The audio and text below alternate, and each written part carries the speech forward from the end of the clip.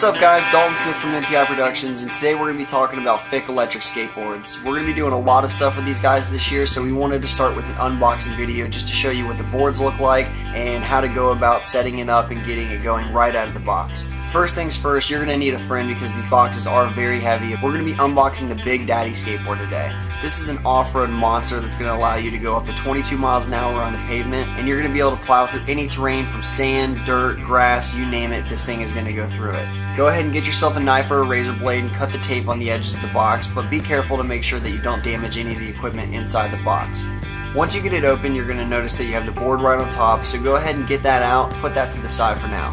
Next, we're going to have another box inside that's going to contain your battery. This is super heavy. It's probably about as heavy, if not heavier, than the board itself. So once you get it out and cut it open, you are going to have your battery, which is going to be the heart, what runs your board. So when you first get it out of the box, you want to go ahead and throw your battery on the charger because it's going to take about 10 to 12 hours for the initial charge. So go ahead and locate the charger inside of the box, and you're going to see that there is a small flap on the side of your battery, and you're just going to pull this back, plug the charger into the wall, plug it into the battery, and you're going to get a red light. As soon as the battery is completely charged, you're going to get a green light. Now let's go ahead and get the rest of the stuff out of the box. You're going to have the FiiK electric skateboard remote, a bag full of tools, an extra belt, and a 9-volt battery. We always recommend that you have an extra 9-volt battery because God forbid you're in the middle of nowhere and your remote dies, so go ahead and have 2 or 3 backups on you all the time. Next is going to be your spare belt. This is a belt-driven vehicle, so it's going to be pretty easy to replace if one snaps. We have a little bag of tools. We'll be doing a how-to video here shortly on how to replace the belt, but you always want to keep your belt with you, your bag of tools, and an extra battery for the remote. Next, we're going to talk about the remote control. Inside of your remote, you're going to have a small little phone piece, and then you're going to have the plug for your 9-volt battery. So go ahead and get your 9-volt, line it up for the positive and negative sides, pop it in there. And then inside of the remote, you're going to have a 3-way switch, and this is going to allow you to control the speed of the board. We seriously recommend starting on slow for everyone, and go ahead and put it on the slow speed, which is going to be all the way forward towards the front of the remote. Next is going to be medium speed, dead in the center, and then all the way back is going to be your high speed. Make sure, again, slow speed all the way to the front.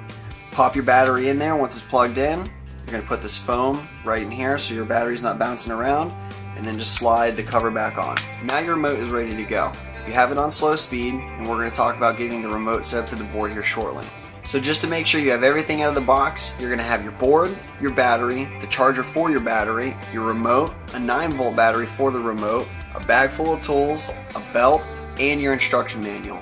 Now we've got your battery on the charger, and again, it needs to go for about 12 hours. Once your battery's fully charged, you're going to have a green light on the charging box, and you're ready to go. So go ahead and unplug it, flip the cover back just to make sure no dust or sand gets in there.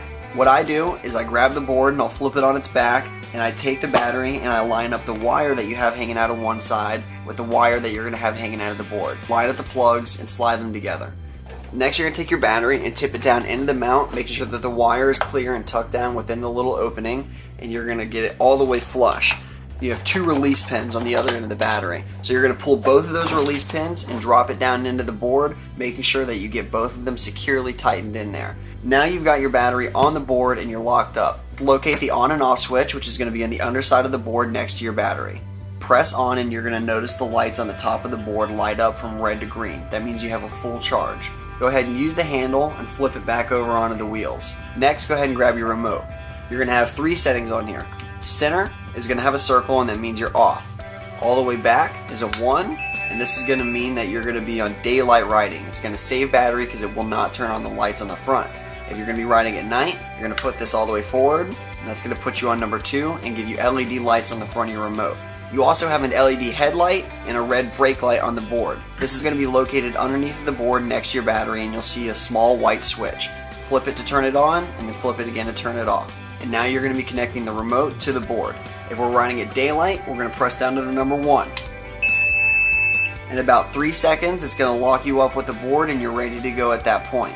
All of the FiiK remotes can control any FiiK electric skateboard, so do be careful when you're trying to link up multiple boards at the same time, because you can actually get one remote on another board and then you're controlling each other. However, once it gets out of range, which is about 2 feet, the remote will stop controlling the board. So now we're going to talk about acceleration and braking.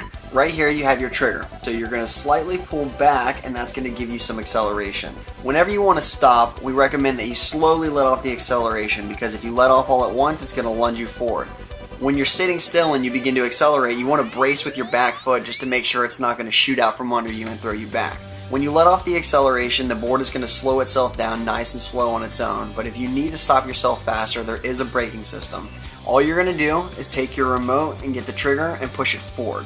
This is going to initiate the braking system, which is going to slow the belt. For steering your board, it's going to be all in your legs and in your body weight. When you're riding your board, if you're regular footed like me, I'm going to have my right foot in the back, and if I want to do a left turn, I'm going to grab the rail. However, I can also grab the handle under the board that's mostly used for carrying, but also comes in really handy if you need to do a tight turn. If I need to do a turn to the right, I'm going to reach around my backside and grab the rail. Take your time. Go out to the beach, start in a nice grassy field, and get used to the acceleration, get used to braking, practice doing some turns, and just figure the board out. You don't want to rush, because with any action sport, it's very fun, but if you don't take the right precautions, you're going to get injured. I always like to remind people to be careful when you're going from the grass to the pavement or vice versa, because you're dealing with two completely different amounts of traction. When you're on the pavement, the wheels are able to grab very well, you're not going to slide, and it's going to be very reactive turning. When you're in the grass, you're going to be kind of bouncing around, slipping and sliding, so if you go from the grass to the pavement, it's going to grip so fast the board may shoot out from under you. And if you go from the pavement to the grass, it may be too much of an adjustment and then you lose speed and wipe out. So take your time, have fun. We want to see your photos and videos, so be sure to upload them, hashtag FiiKUSA. We're really excited to be working with these guys this year. We have a ton of awesome projects in the works, so keep an eye, check back, and get ready for some awesome stuff with FiiKUSA and MPI Productions.